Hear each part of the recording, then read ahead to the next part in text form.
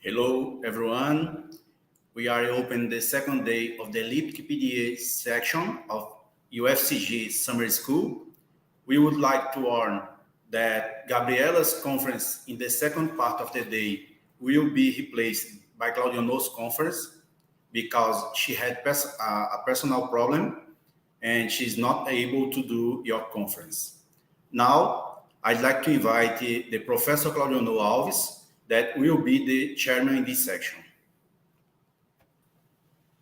Thank you, Claudiono. The word is yours. Thank you very much, Alanio. And we are here to begin our second day in your summer school. For me, it's one honor to introduce our first speaker. It's one dearest friend from Italy, Professor Giovanni Mollica Bicci from Universidade Urbino Carlos Bo. And Professor Giovanni is a very important mathematician from Italy. He is one expert in variational methods, and he has some books.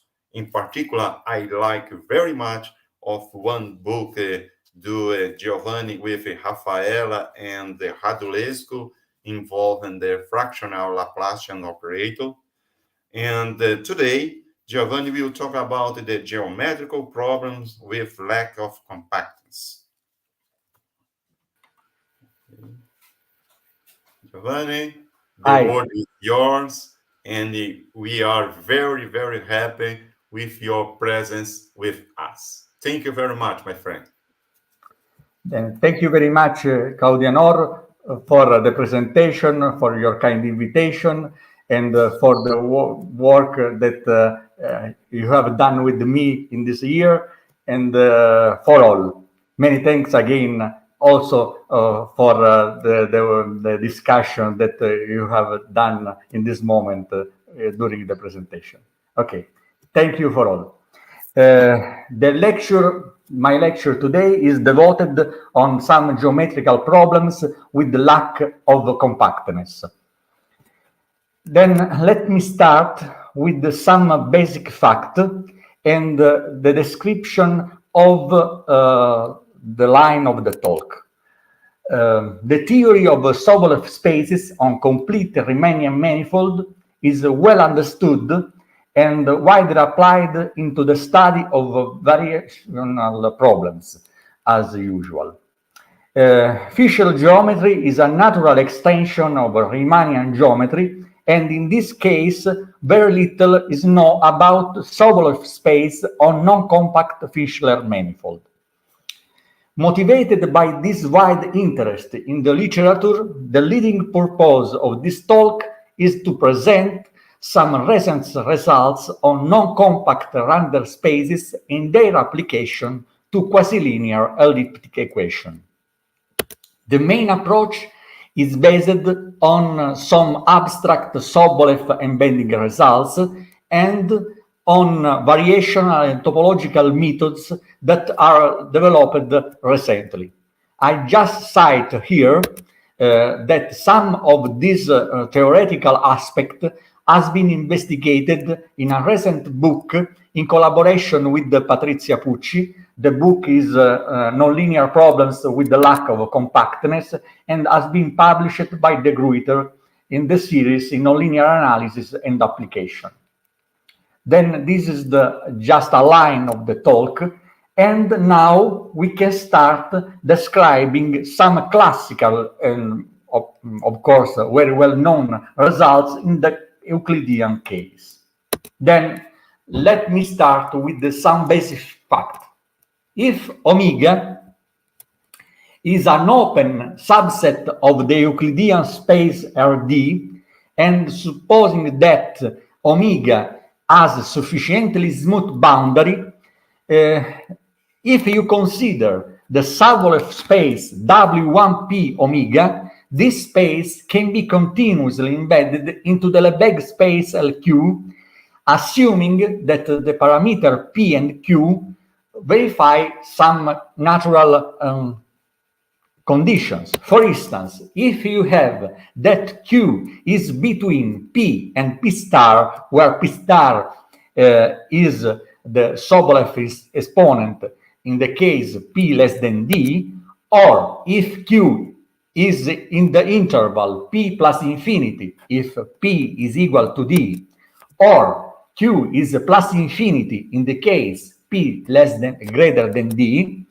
then you have the continuous embedding in the Lebesgue space LQ, and if omega is bounded, the classical Rayleigh-Kondrashov theorem ensures that the previous embedding are also compact injection. Then you have these classical results, and you can use this Sobolev embedding, compact embedding, in order to recover some regularity of some energy function associated to elliptic problems. Okay, when omega is unbounded, the aforementioned compactness need not hold in general. For instance, if you take exactly omega, exactly the entire space Rd, the dilation and the translation of the function preclude such compactness phenomena. However, if you want to recover compactness, you can use symmetries. This is classical after the seminal paper of Lyons. But I want to be more precise in this direction.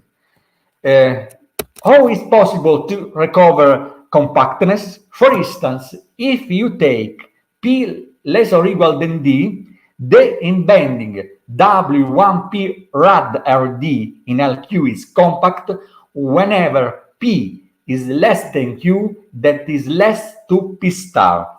Of course, P star is the classical Sobolev exponent.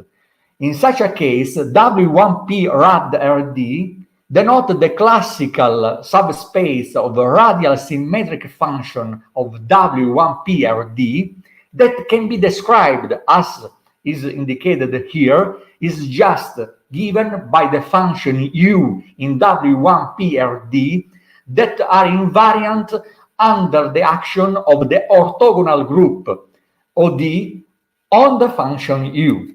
Of course, here OD is the orthogonal group in Rd. Of course, you can consult, for instance, the classical papers of Bereziki, Lyons, of Lyons, Chu, and Ozawa, Ibarra, Schockner, Strauss, and Willem, in order to remember these results. Okay, you also have, for instance, some Morrey-Sobolev embedding results. If you consider the space W1P rad Rd, this is compactly embedded in L infinity, provided that 2 is less or equal than D, that is less than P, that is less to plus infinity. And this result is obtained recently by Cristalli. These results, according to the Perestiki-Lyons compactness argument, is based on a careful analysis on the behavior of the function at infinity.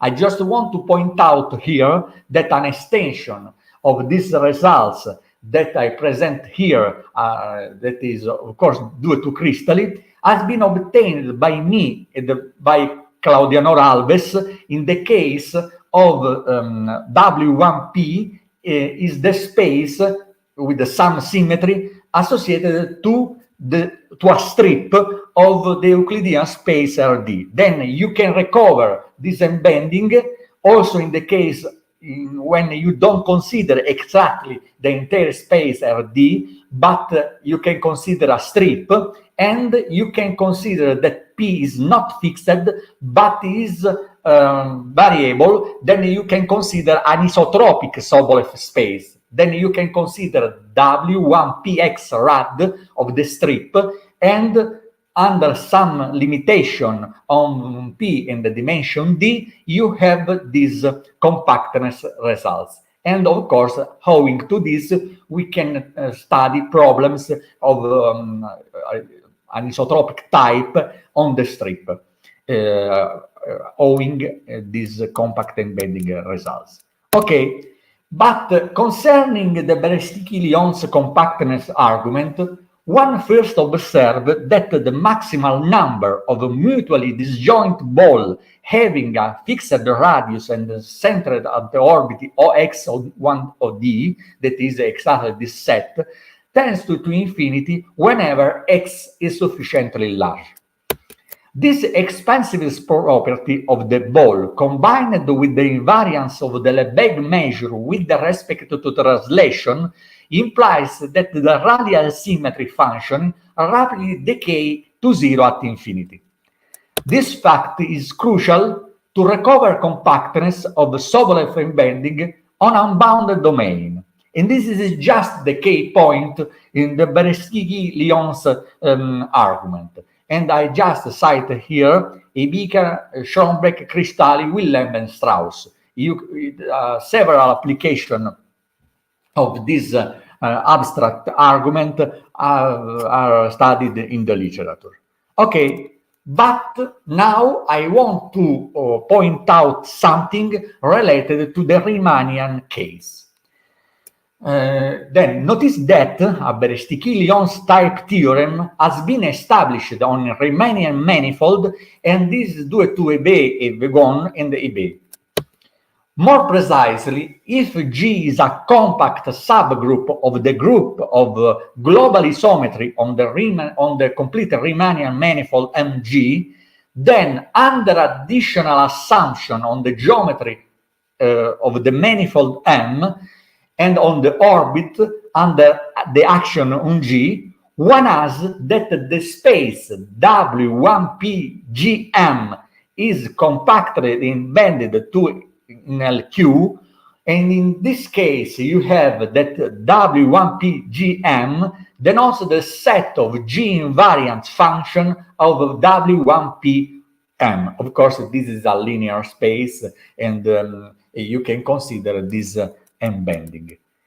Okay, Beresicki-Lyon's type compactness results have been extended to the non-compact metric measure space, as well as to generalize the Lebesgue-Sobolev space W1PXGM in the setting of complete Riemannian manifold. And for instance, I just point out here some contribution. In particular, I want to point out the last author, that is Stripchatz, that studied this problem.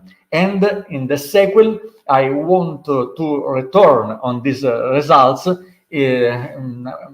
recalling an abstract theorem of Tintareff and Stripchatz.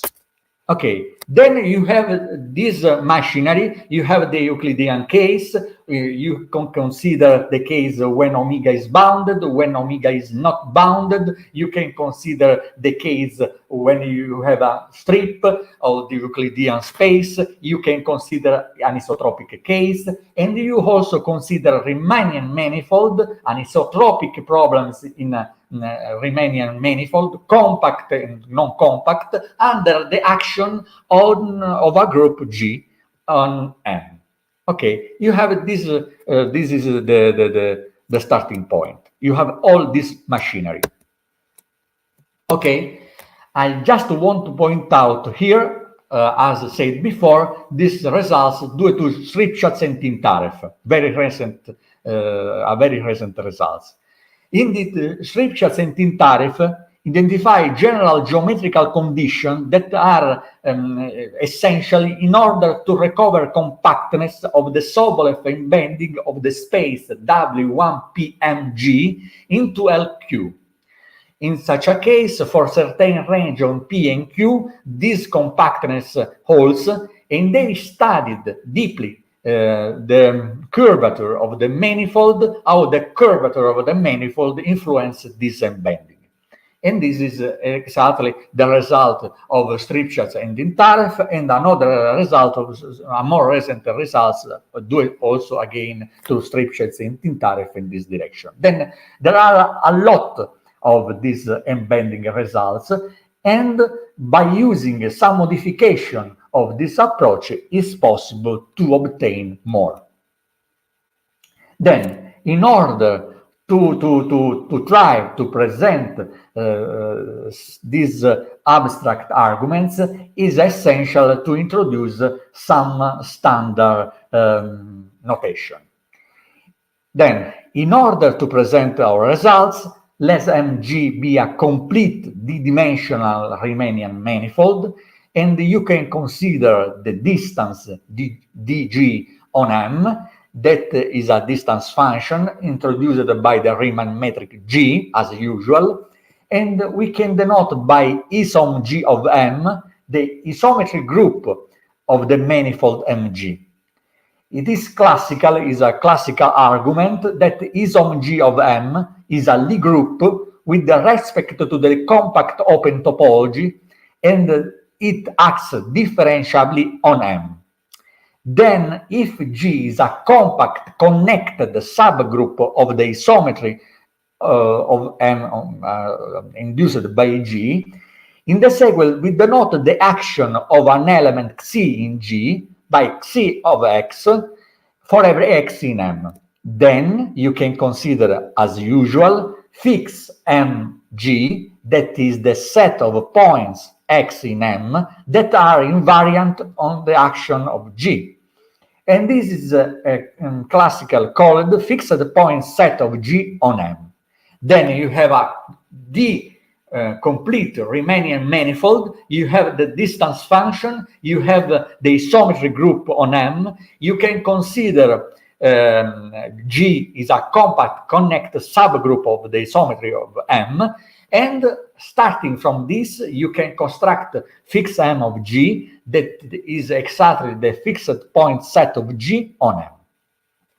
As usual, we denote by O xg the G orbit of the point X in M. Then you have the manifold, you take a point in the manifold, you have the action of the subgroup G in the isometry group of M of G, and you can consider the set exactly given by Xx, such that Xi is a point of the group G. Then you can consider this orbit, and this orbit, of course, depends on X. And then you can construct the subspace W1PGM that is given by the G invariant functions. More precisely, this space is given by the function U in W1PM that are invariant with respect to the action G of the group G. Then you can construct the W1PG on M. Then this is a general abstract framework. And according to the results of Dintarev, Streitfeld, and Dintarev, a continuous action of a group G on a complete Riemannian manifold M is said to be coercive if, for every T positive, this set OT that is given by the point X in M such that the diameter of OXG is less or equal than T is bounded. In such a case, we simply say that the group G is coercive.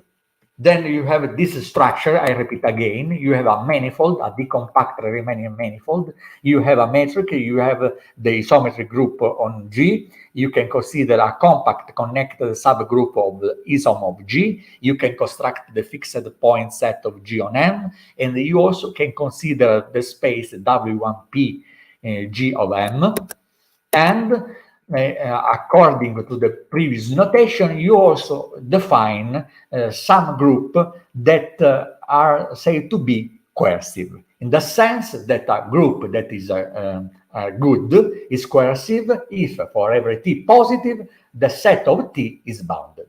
Okay, you have this notion. Again, you have a more complicated condition that I try to explain here. We denote by my rho the maximal number of mutually disjoint geodesic ball with the radius rho on the orbit OYG that is exactly the supremum of the natural number n such that there exists Xi1, Xi2, Xn in G such that the ball centered in Xi, Y, I with the radius rho intersect with the ball of radius c, j, y with the radius rho is empty for every I different from j. In such a case, BG is the metric ball in M centered in X and with the radius rho. Then, for every rho positive and x0 in M, you can define the following condition. We introduce the expansion condition that I denote here by A, C, G, and we say that the expansion condition holds if my rho goes to infinity as the distance from x0 to y goes to infinity. Clearly, this condition is independent of the choice of the points x0. Then you have a group that are said to be coercive, and you have this expansion condition that is a sort of a generalization of the condition that Lyons used in the Euclidean case. Okay, then we have now this definition again, and at the end I will put together this definition giving you a compact embedding results. Okay, given D in N, then I take D natural and D greater or equal than 2, we say that a pair P and Q is admissible, or more precisely D admissible, whenever Q is between P and P star, in the case when P is between 1 and D. In such a case, the pair is of Sobolev type. We say that the pair is of type MT, that is Moser-Trudinger type, whenever Q is between P and plus infinity, in the case P equal to D. And the condition M, that the pair is D-admissible in the Moret type case, when Q is plus infinity if P is less than D. Okay, you have this notion of the admissible pair. And then we have this first abstract results that I recall here. If Mg is a d-dimensional Hadamard manifold that is a simply connected complete Riemannian manifold with the non-positive sectional curvature, the following results holds. If G is a connected subgroup of the group is on G of M, such that fixed M of G is not empty, then the following facts are equivalent. G is coercive. Fixed MG is a singleton. The expansion property ACG holds. Moreover, from any of the above statements, it follows that the embedding W1PMG in LQ is compact for every D-admissible pair P and Q. Then this result is very general and create a link between the notion of coercivity, the notion of the expansion compactness condition, and the structure of the fixed point on M under the action of G. Then, if you have a good manifold, a Riemannian manifold, you take G, a compact connected subgroup of the isometric group acting on M, and you assume that the fixed point on M is not empty, then G is coercive is exactly equivalent to the fact that the fixed point on M is a singleton, that is exactly equivalent to the fact that the CG condition holds. And starting from this setting, you have that the embedding W1PGM in LQ is compact for every D-admissible pair P and Q. And here D-admissible says, as I explained you before, the three cases that you can consider in general in the literature. Then you can consider, for instance, Sobolev type embedding results, Moser-Trudinger type embedding results, also Moret type embedding results. Okay, the next results concern Riemannian manifold with bounded geometry. In such a case, bounded geometry means complete non-compact Riemannian manifold with the Ricci curvature bounded from below, having positive injective radius. Then, in this setting, you have this fact. If Mg is a d-dimensional Riemannian manifold with bounded geometry, and let G be a compact connected subgroup of the group of the isometry acting on M, then the following statements are equivalent. G is coercive. The AC3 condition holds. The embedding of the space W1PMG in LQ is compact for every d-admissible pair P and Q. The embedding W1PMG in LQ is compact for some d-admissible pair P and Q. Then you have two abstract results. The first one that I cited before studied the case of Hadamard manifold. The second case studied the case of manifold with bounded geometry. And in these two cases, you can recover compact and bending results for the Sobolev space, the symmetric Sobolev space associated to the manifold M, by using the notion of coercivity and by using also the notion of the admissible pair P and Q. Okay. We are in position now to introduce some basic facts concerning Rander spaces. Okay, Rander spaces are specific Fischler structures which are deduced as the solution of the Zermelo navigation problem.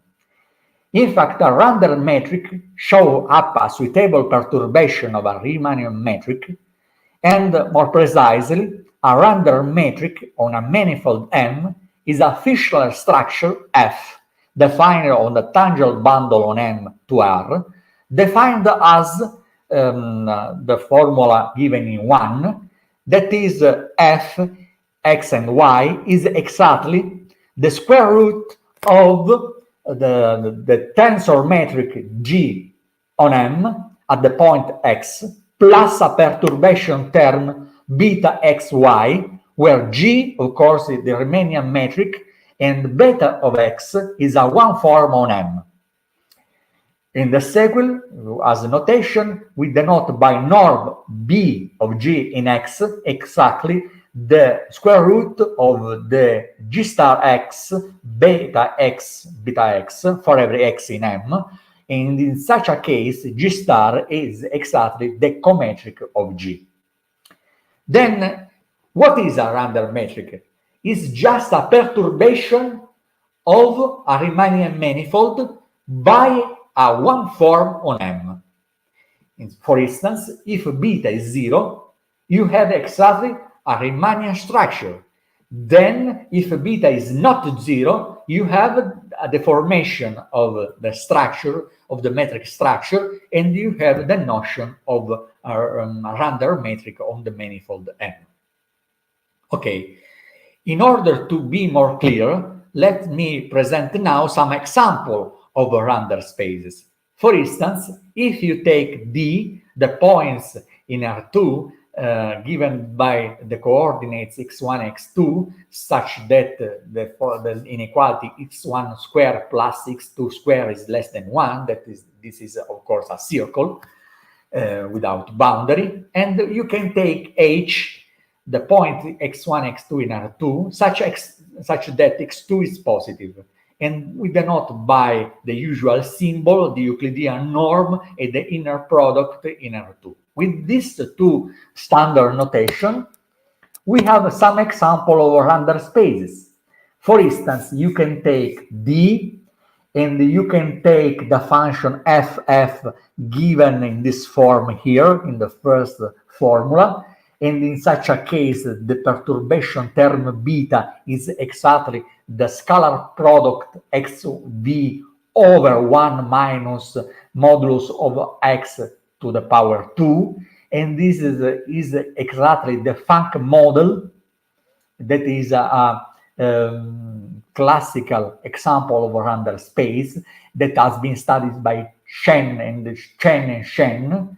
And after this, we have the Fischler-Poincaré model. And in such a case, you can take again D, the disk, and you can consider the Fischler structure that is given by the second expression that you can consider here. And in such a case, this model has been investigated by several authors, for instance, Bao, Chen, and Sheng.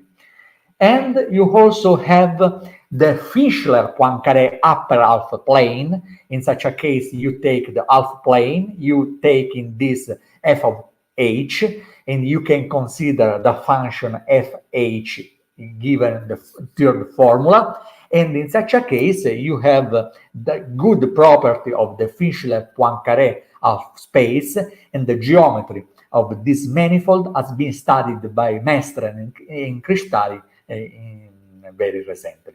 Then I just present to you this tree structure here, but of course this is just example. Indeed, it is impossible to present the general abstract framework where random spaces are introduced and also studied from the genuine and the intriguing geometry structure. Okay, then I just point out some fact that is very important, and more precisely, I want to point out that a random space MF is a typical Fischler manifold. That means that is a manifold endowed by the function f, that in such a case, in the general case, is a C infinity on the tangent bundle M, is in some sense homogeneous in the second variables for every t positive. And the third condition, that means simply that this matrix here that depends on the structure of the function f is positive definite for every point in the tangent bundle Tm.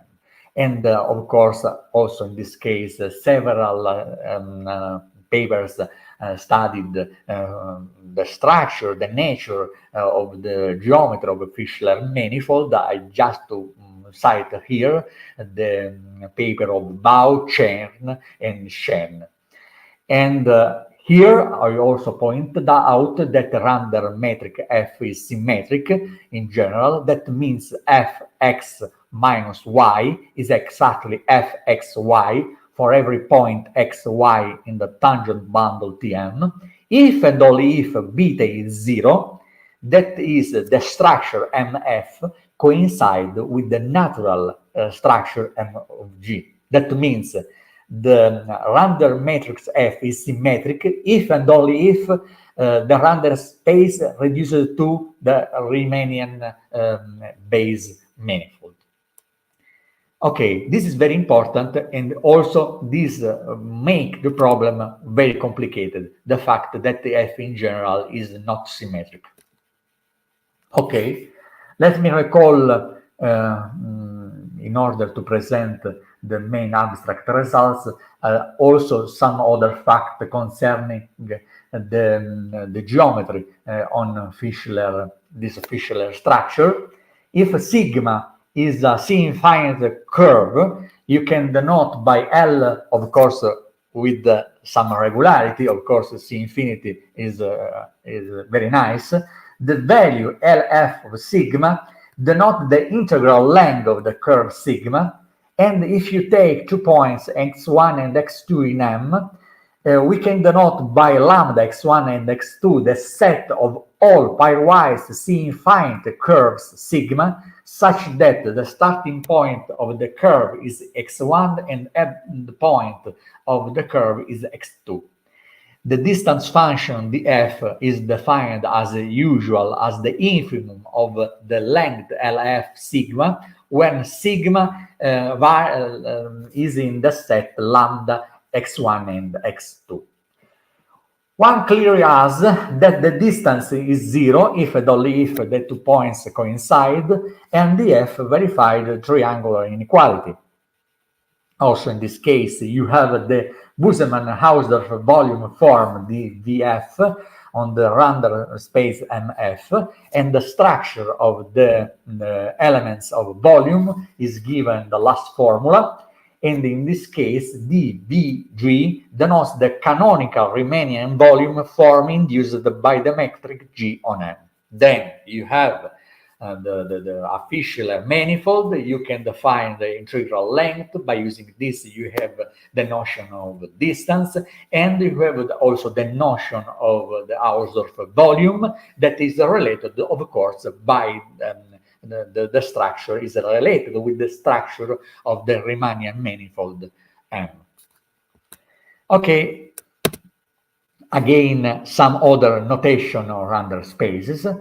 Then, in order to state our result on random spaces, we emphasize that if f is given by 1, that means you have the classical part that is Riemannian plus beta, the one form defined on the manifold M. Then the isometric group on M, namely isom f of M, is a closed subspace of isometric group isom G of M of the Riemannian manifold Mg. This is a classical result obtained by Deng.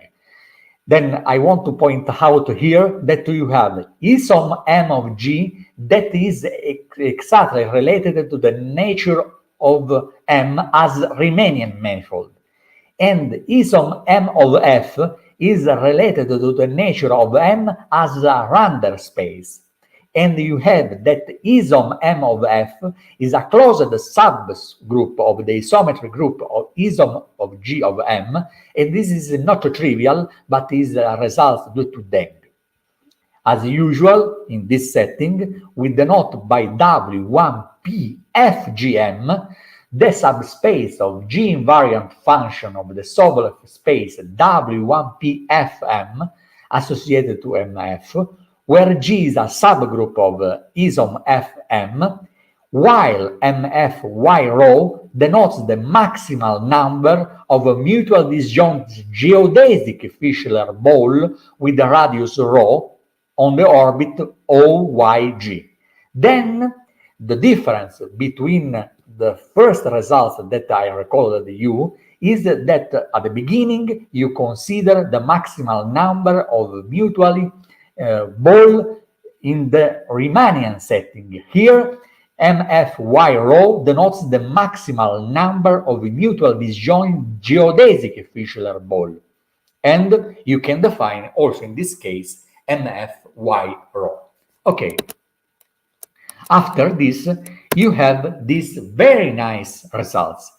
If MF is a d-dimensional random space endowed with the Fischler metric 1, that is very general, such that Mg is either an Hadamard manifold or a Riemannian manifold with bounded geometry, if you assume that G is a compact connected subgroup of isom F of M, such that MF goes to infinity as the Fischler distance goes to infinity for some x0 in M, and for every rho greater than 0, if you also assume that supremum of the norm of the one form beta at every point in M is less than 1, then for every d-admissible pair P and Q, the embedding W1PFM in LQ is continuous, while the embedding W1PFG in M in LQ is compact. Then, owing these abstract results, you can study by using variational methods some elliptic problems defined on this Fischler geometry. As I just point out here that the condition on the supremum of beta that is requested to be less than 1 is equivalent to the finities of the reversibility constant of MF. You need that some constant that are studied in the literature and related to the geometry of the random space need to be finite. And then this condition here ensures exactly that these two constants that I denote here are finite. And this, in order to recall this classical notion, you can consult the book on, or the paper, or the maker, Zhao and Yang. And I also note that Rf is greater or equal than 1, and possibly plus infinity, and that Rf is 1 if and only if Mf is Riemannian. Okay, then you have that the condition that is requested in the theorem of Farkas, Cristalli, and Messer, this embedding result, is not an artificial assumption, but is quite natural, in order to have that the reversibility constants, that the reversibility constant is finite. Okay. Then, having in mind this abstract fact, we can consider the following elliptic equation on d-dimensional random space MF, endowed with the metric 1, and I call the problem P lambda. Here delta F P is the Fischler P Laplace operator, and P is between 1 and D. Lambda is a positive parameter. Alpha is a smooth function in the sense that alpha is in L1 intersection L infinity, and H is a continuous function that satisfies some natural condition that I explain to you later in order to obtain a multiplicity results for the problem P lambda. Okay, you have this problem settled on random spaces. You have a strange operator here that is the Fischler P Laplace operator. You have the dimension D is greater than P, and P is greater than 1. Lambda is positive, alpha is L1 intersection L infinity, and H is continuous with some natural condition. Okay, the natural condition that we request here are the following. You just assume that there exists a point S0, a real number, positive real number, such that the potential of the small function h is positive in S0, that essentially say that f is not trivial, h is not trivial. Condition H2, that is a behavior of h at 0 from the right, and you also have on the right the behavior of the function h that is expressed in A3. Then it is almost usual to consider this nonlinearity. For instance, you can take the logarithm of 1 plus t squared. This is just a prototype of the function h that we can consider in this setting. Okay, the following assumptions are requested on h. Okay, you can also request on alpha some condition. You have that alpha is in L1 intersection to L infinity. You also assume that alpha is positive in M. And you also assume a radiality. In some sense, abstract radiality is not exactly a radial in the sense of the natural group action of OD in the Euclidean case, but is a symmetry assumption on alpha. That is, there exists C that satisfy the following condition. That means alpha is exactly C on the distance of the Fischler distance between x0 and x. Okay, then alpha is strictly related to the notion of the Fischler distance defined on the manifold M. Okay, here of course is a mistake, is not M calligraphic, but is exactly M, not calligraphic. Okay, you have also the notion of a polar transform, but I not want in detail this description. You have the notion of a gradient, you have the notion of Legendre transform, you have the notion of distributional derivative on the random space. Okay, you have the notion of divergence, and you can define the operator in a nice way. And then you have also the structure that you need in order to attach variationally the problem that we can consider. You also have an integration by parts. In particular, you have the formula 2 iota e Sturm, and Shen in the case P equal 2, that is replaced by this expression that I recall here for the general case P different from 2. You have that the Fischler-Laplace operator, the P Fischler-Laplace operator, don't satisfy the usual condition that delta Fp minus U is equal to minus delta Fp of U. And I also observe that when F is the Fischler-Laplace operator with the usual Laplace Beltrami structure, you can consider also the Minkowski space Rn F, and the structure of this operator in such a case is the divergence of all F gradient of U, gradient F, gradient of U. And this operator has been considered by several authors in the literature, in particular that just cited here, and some paper due to Cianchi and Salani. Okay, there are a lot to do, to study and to describe concerning this operator, but we don't have time here. In any case, you have this problem here. The problem that I denote by P lambda, the operator is well defined, and by using all this machinery here, that I not repeat, you can define the space W1pf of M, that is exactly the set of a function in W1p log of M, such that this integral condition here is finite.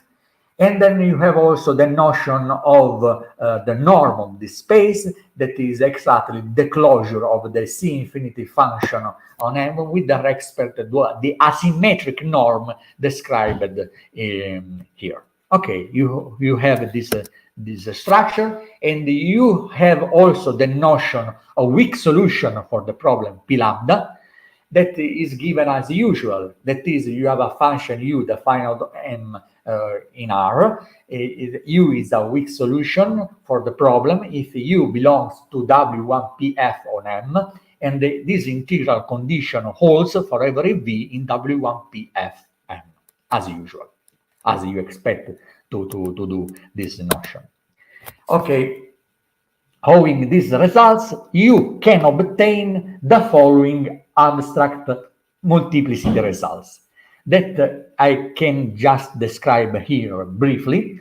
If you take MF, a d-dimensional random space with the Fischler structure given in 1, that just means you take the Riemannian metric, you can deform this, you have the form 1, and you also assume that the supremum of beta in X when X in M is less than 1, that simply mean that the constant, the nice constant in this manifold are finite, and you can consider the manifold Mg with the sectional curvature bounded from above by minus k square.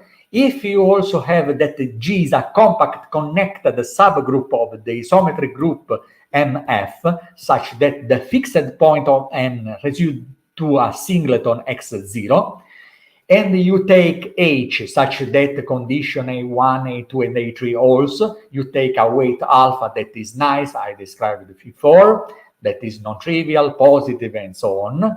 Then, for every lambda, there exists a lambda star, a precisely lambda star positive, such that for every lambda greater than to lambda star, you have exactly at least two distinct non-zero, non-negative G-symmetric with solution of our problem.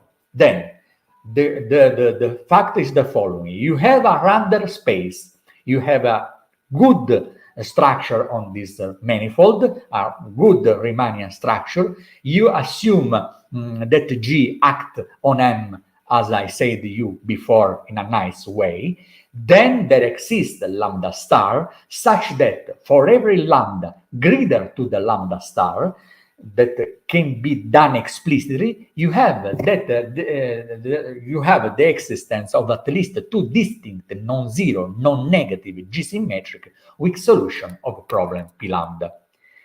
Okay, you have that this problem as a variational structure. You can define the energy functional J lambda. You can consider the space W1PMF that is separable and reflexive, and this is an abstract result due to Farkas, Cristalli, and Varga. You can consider the restriction of this functional to W1PFG of M, and in such a case, this functional is a C1 functional that is G invariant, and then you can apply the symmetric criticality Palais principle in order to obtain the existence of critical points of the restricted functional in the space W1PFG. And then you can use here Muntam-Pass arguments in order to obtain the existence of non-trivial weak solutions. And by using all this machinery and the Palais principle, you can recover the existence of critical points of the functional J lambda in the entire space that you consider. In such a case, you have the existence of the weak solutions for the main problem by using all this machinery, the structure of the criticality Palais principle and minimization argument and Muntam-Pass lemma in order to obtain that for a lambda sufficiently large, you obtain the multiplicity results that you want. I just to point out here that in the main approach, in order to obtain some estimation, is necessary to work with some McCain type inequality that I not want to describe here, but that are related to the structure of the first Laplace operator on the manifold M. And in such a case, this is essential in order to compare the norm as you want in order to give some computation in the main abstract space. Of course, this result here is just an example that I want to show you that can be this strategy used in order to attach more sophisticated problem. For instance, you can consider a problem with critical or supercritical nonlinearity with some not standard Trödinger-Moser inequality that can be also studied or in part are present in the literature. Then this is the end of the talk, and many thanks for your kind attention.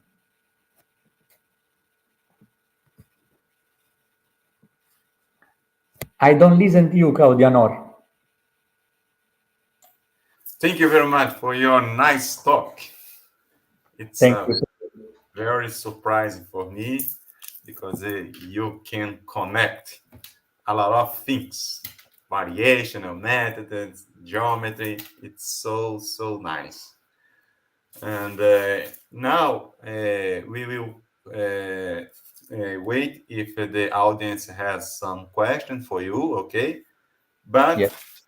I would like to talk to you about some curiosities. Okay? Yes. This is a very interesting point. Is the function beta? Yes. The function beta for me it's very interesting. But one question is, I don't forget there is some relation involving the function beta and the group. No, the beta and the principle is just a perturbation of the metric G on M. You can yes, only this, just this.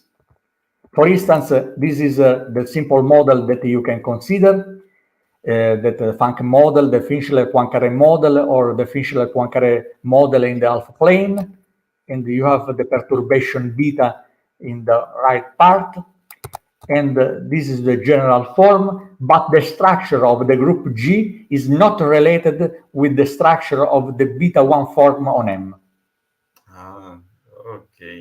Okay, nice. One question more. I understood that you need in some results that the supremum of the norm of this beta is strictly Yes. than 1. Okay? Yes. Less than Yeah. 1. One question. Okay. Is there is some result or information when this function beta assume the number 1 and some points on the manifold, or no? I don't know this fact, just in some points. Mm-hmm. But I suppose that the condition that is requested here is in the essential sense that if, for instance, there is a set of null measure such that this not hold, you can recover the same results. Okay. Because this function beta is one continuous function, yes? Yes. Is one form, is a regular form, one form defined on M. Nice. But the condition is not artificial in such, indeed, is essential in order to guarantee that the reversibility constant is finite. And the condition that the supremum is exactly 1 coincide with the fact that the structure is pure Riemannian. Okay. Our friend Olympio is saying, congratulations. Thank you for your beautiful talk. Thank you very much, Professor Miyagaki. Thank you very much. Rodrigo is saying, beautiful talk. Our student here, Jefferson, my colleague, very nice. Okay, our audience liked very much your talk. And one question. Please. In the end of your talk, you presented one relation involving the norm, like the Hunter space, with the norm of the manifold. Yes. Yes, is the last part. This one. Yes. Yes.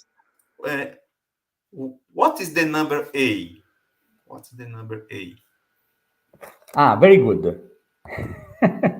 The number A is exactly this. I forgot to okay.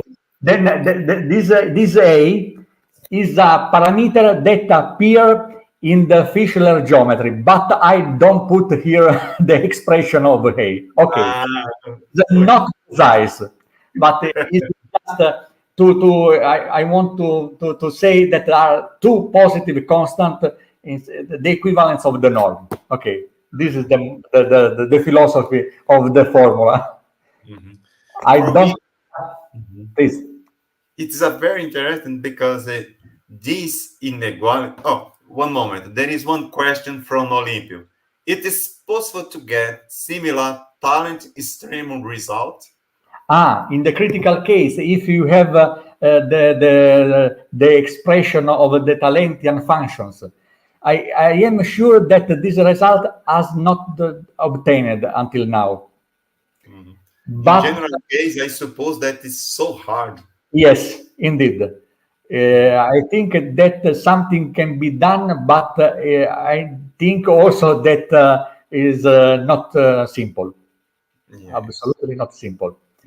But some sharp estimate for embedding results also in the critical case has been treated in some recent paper also by Cristalli and Balog. You can check this embedding in the web page of Cristalli in the recent paper that are considered some extremal case, but not the expression of the Talentian function. For sure, this result has not been done. Mm-hmm. This last inequality that we are shown now, it's a very interesting because they show for us the strong relation involving the geometry or natural geometry of the manifold with the metric G, with the Hunter metric F. It's exactly this. You have the structure of the metric in M, and you over this you have another structure that influence the deformation of the metric, and these two are very related between them. So in my mind, in some sense, when do you take for example, if you think about the sequence that you wish to prove the compactness, in my mind, we focus our attention on the geometry of the manifold with the metric G, because here, if you prove the convergence on the natural Exactly. G. Exactly this. Okay. But for instance, I suppose that all the, not all, but maybe the results that you have done in several papers, in the case of when you consider Trudinger-Moser inequality, something like that, can be also treated in this setting. Yes, nice. And probably, for example, you and me are studying problem with the space is not reflexive, okay? Exactly. Right? Yes, of course. Also this case. For example, I think that it's possible to have one manifold that is reflexive when you put the random space and you lost the reflexive. No. Here we have the result of Cristalli, Farkas, and Varga that ensures that the space W1PF is reflexive and separable. Okay. This is fact. But for instance, if you take P equal to 1, the one Laplace, in the case you can treat this with the novel approach. Okay. Because in my mind, once that you are perturbating the original norm, okay, I thought that it's possible to lose the reflexive, but no. You have this result and you recover the reflexivity. Okay, my friend. I would like I thanks again your attention with us, and I hope to see you in another opportunity. Okay. Yes, it was a great pleasure for me to be involved in this project. You always are very kind with me. I want to thank also the people that attend the meeting, and I am very happy to continue the collaboration with you, with your collaborator, and so on. Many thanks for all, Claudio Nor. Thank you very much for your attention. To you. Okay, and now we are finishing our session this morning, and we will have a break, and we will come back at 2 p.m. Okay, and Alanio said in the beginning of the talk due to Giovanni that our friend Gabriela cannot do her conference, and I will be there, okay, and I will talk about the existence and multiplicity of normalized solution. Okay, I hope see you later on. Thank you very much. Bye-bye.